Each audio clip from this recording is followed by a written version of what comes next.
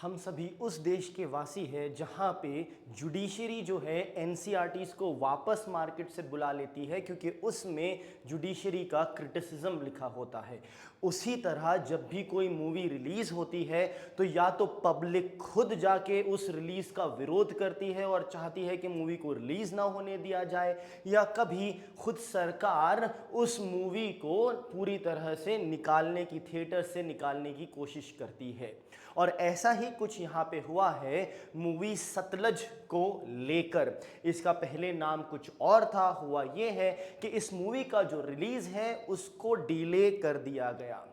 Ultimately इस movie को theatres में रिलीज नहीं होने दिया गया और इसी वजह से उसको ओटीटी प्लेटफॉर्म पे रिलीज किया गया। बट इतना ही नहीं, ओटीटी प्लेटफॉर्म पे रिलीज होने के चंद घंटों बाद ही उसको निकालने का नोटिस आ गया। तो अल्टीमेटली उस ओटीटी प्लेटफॉर्म को, उस मूवी को निकालना पड़ा। तो ये मूवी ऐसी क्या बात दर्शाती थी और किस चीज़ पर बनी हुई थी जिसको बेसिकली थिएटर में रिलीज होने से या ओटीटी पे भी चलने से सरकार ने रोकने की कोशिश की। सो आइए डिस्कस करते हैं इसी चीज़ को। इसमें एक खास व्यक्ति का किरदार है जो कि है मिस्टर जसवंत सिंह कालरा। ये मूवी कहती है कि ये ट्रू इवेंट्स पे आधारित है और ये इवेंट्स है जसवंत सिंह कालरा की लाइफ पर। तो इन्होंने ऐसा क्या किया जो बेसिकली सरकार नहीं चाहती है कि आप और हम देखें। आइए समझते हैं ये सारी चीज़ और मिस्टर कालरा के बारे में भी। तो सबसे पहले कौन थे मिस्टर जसवंत सिंह कालरा?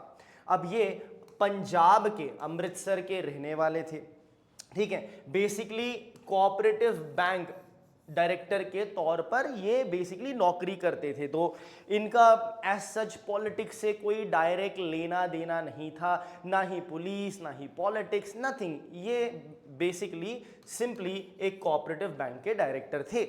अब बाद में हुआ ये कि देखिए, जब भी आप अन्याय होते हुए देखते हैं, ह्यूमन राइट्स वायलेट होते हुए देखते हैं, स्पेशली आपकी खुद की सराउंडिंग में, आपके लोगों के साथ, तो ऐसे कुछ लोग होते हैं जिनकी इंसानियत ऑफ कोर्स बहुत स्ट्रांग होती है। तो वो सिर्फ उस पर एम्पैथी या फिर एक सिंपैथी नहीं दिखाते, बल्कि कंपैशनेट होके उसके ऊपर एक्ट करते हैं। इसी तरह से जसवंत सिंह कालरा जी वो बन गए एक ह्यूमन राइट्स एक्टिविस्ट। इतना ही नहीं, इन्होंने as a general secretary of the human rights wing of Shiromani Akali Dal इस तौर पे भी बेसिकली काम किया। शिरोमणि अकाली दल एक ऑर्गेनाइजेशन है, वहाँ के ह्यूमन राइट्स विंग के जनरल सेक्रेटरी भी बने। तो काफ़ी इंपॉर्टेंट पद इन्होंने हासिल किया वहाँ पे और काफ़ी इंपॉर्टेंट चीज़ से रिलेटेड ये काम कर रहे थे। इन्होंने इस पद के साथ साथ अपने खुद पर्सनल एफर्ट्स लगाते हुए बेसिकली इन्वेस्टिगेट किया कुछ एलिगेशंस के ऊपर। वो एलिगेशंस क्या थे? एलिगेशंस ऑफ एनफोर्स्ड डिसअपियरेंस, मतलब फोर्सफुल तरीके से डिसअपियर करा जा रहा था, फेक एनकाउंटर्स किए जा रहे थे, एक्स्ट्रा जुडिशियल किलिंग्स की जा रही थी during Punjab militancy in the 1980s and 1990s। सो 1980 और 1990 के दशक में जब एक्स्ट्रा जुडिशियल किलिंग्स हो रही थी, फेक एनकाउंटर्स हो रहे थे, इन सारी चीज़ों पे इन्वेस्टिगेट वो कर रहे थे। इस मूवी का नाम पहले था पंजाब 95। पंजाब 95 हम आगे समझेंगे इस 95 का इंपॉर्टेंस क्या है, क्योंकि ये तो 1980 से 1990, बट वाई द फिगर 95? बाद में इसका नाम चेंज करके सतलज रखा गया, ठीक है। अब समझते हैं कालरा जी के डिसअपियरेंस को। तो जो इंसान दूसरों के डिसअपियरेंस और फेक एनकाउंटर के ऊपर इन्वेस्टिगेट कर रहा है, उसी को फेकली डिसअपियर कर दिया गया। वो खुद बेचारे जो है डिसअपियर हो गए। कब? 6 सितंबर 1995 में। इसलिए मूवी का नाम पंजाब 95। ये 95 ईयर इस चीज़ को, इस ईयर को दर्शाता है जब इन्हें बेसिकली अलेजिडली किडनैप कर लिया गया उनके घर से।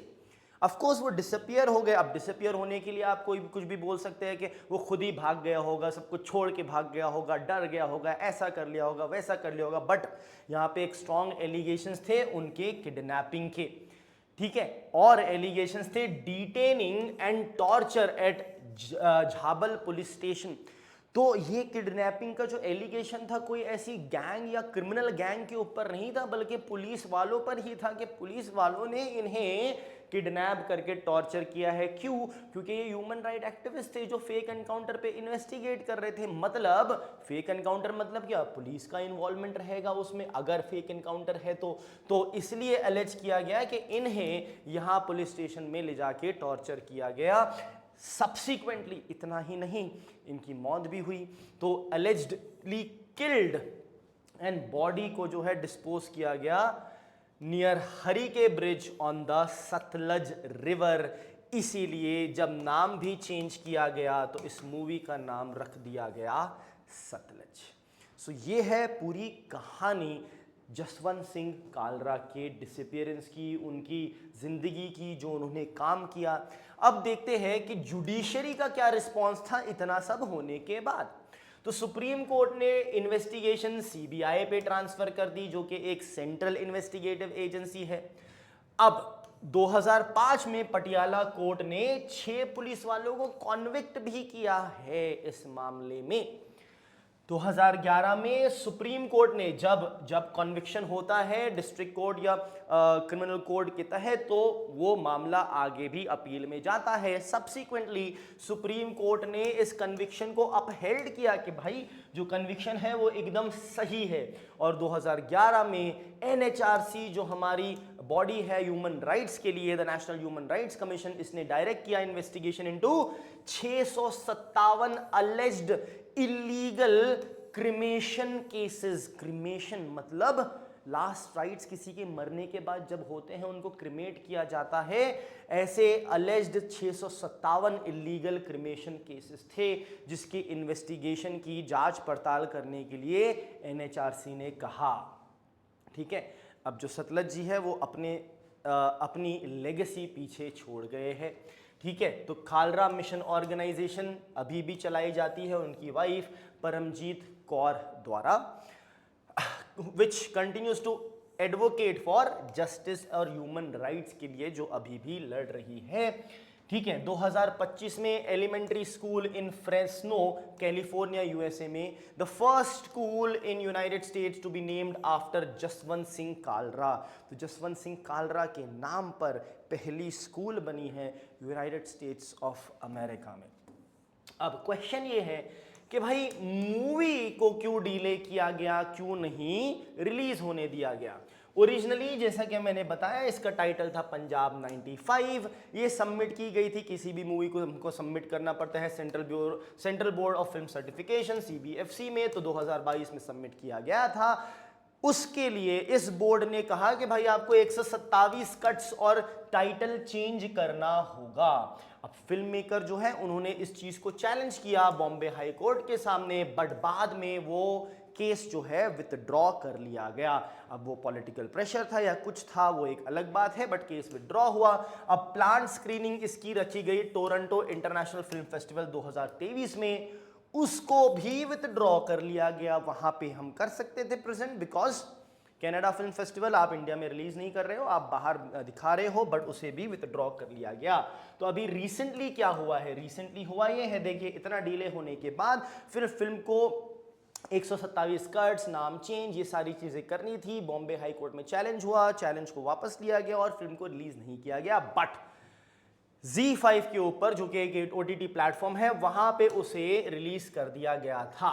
ठीक है, बट इंडिया की कैटलॉग में से, मतलब इंडियन व्यूअर्स के लिए 2 दिन के बाद ही उस रिलीज के 2 दिन के बाद ही निकाल लिया गया। अभी भी वो Z5 प्लेटफॉर्म पे है, बट फॉरेन ग्लोबल व्यूअर्स के लिए, इंडिया के लिए उसे निकाल दिया गया है। सो Z5 ने कहा है कि रिमूवल जो है was due to current developments, अभी के जो डेवलपमेंट्स हो रहे हैं इस चीज को लेके, इस वजह से हमने निकाल दिया।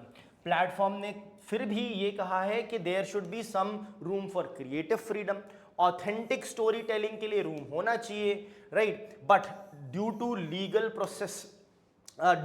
प्रोसेस भी साथ में होना चाहिए। ऐसे रैंडमली 127 कट बोलने से पहले या रिलीज डिले करने से पहले क्रिएटिव फ्रीडम को ध्यान में रखिए, ऑथेंटिक स्टोरी टेलिंग को ध्यान में रखिए, लीगल प्रोसेस फॉलो करिए बिफोर इम्पोजिंग सच थिंग्स, ठीक है। बट ये फिल्म अभी भी अवेलेबल है ZEE5 ग्लोबल पे, ग्लोबल ऑडियंस के लिए, बट इंडियन ऑडियंस के लिए ये निकाल दी गई है। बट इसके निकालने से एक इम्पैक्ट जो हुआ है कि अब काफ़ी सारे लोग जानने लगे हैं जो कि शायद मूवी नहीं देखते बट अब न्यूज़ में जान रहे हैं कि ये मूवी किस बारे में थी, क्या हुआ था और क्या क्या एलिगेशंस यहाँ पे थी। Thank you.